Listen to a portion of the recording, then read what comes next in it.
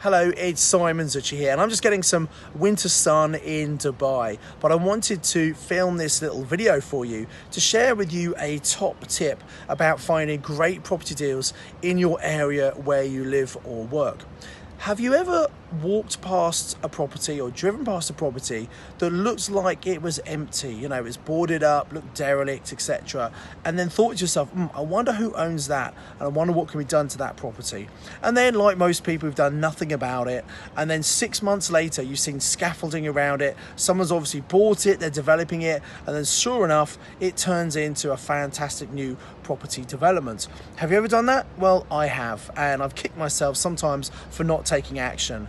And why is that? Well, sometimes it's because it's difficult to find who actually owns the property, and if it's difficult, it means most people don't bother, and if most people don't bother, it means the owner's not getting many offers, not getting much interest, which means when they do get offers, they're sometimes really keen to accept those incredible offers. So here's the point: if you see any empty, derelict properties in your area, you should absolutely be reaching out to the owner to see if there's something that can be done. It could be a joint venture where maybe you pay for the refurb. It might be somewhere you just buy it and then refurb it and turn it into a great property investment.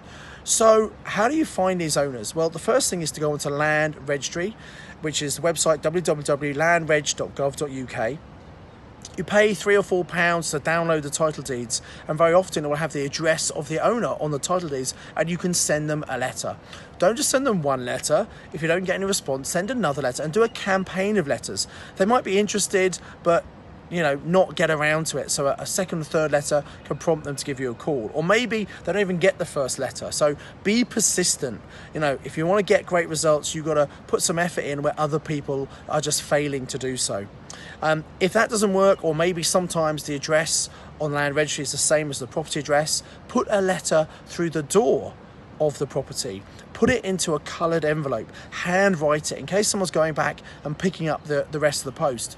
Your coloured envelope will stand out from all the other white and brown envelopes and all the other posts that are probably just circulars and bills and advertising, that kind of thing. So try and make your letter stand out.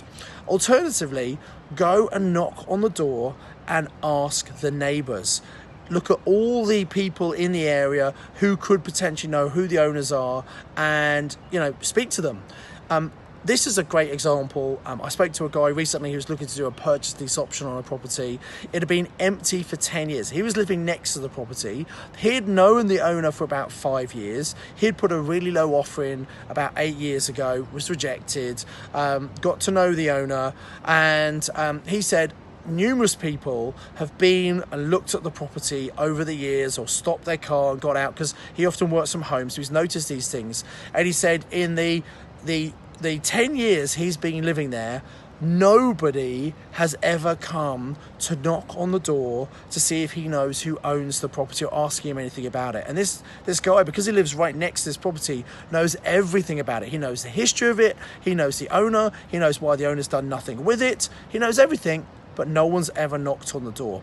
So put yourself outside of the comfort zone just a little bit and think about, who in this area might know a little bit about this property? Who can I speak to who might be able to give me some information? And at the end of the day, you're not being nosy. You're trying to find a solution where you can help the owner of this property get rid of this eyesore, this pain, this hassle, and you can make it into something bigger and better than it is right now and restore it to its former glory. So you're actually helping the neighbour by getting rid of what's probably not such a great thing to live next door to. So get outside your comfort zone, get out the car, go and knock on the door, do some detective work. The harder it is to find out about the owner, the less people will have contacted them, and so the more opportunity for you. I do hope you found this video useful. If you did, please comment below, please like it, please share, and I look forward to sharing some more property tips and valuable information with you on this page. My name is Simon Zutshi. Invest with knowledge, invest with skill. Thank you.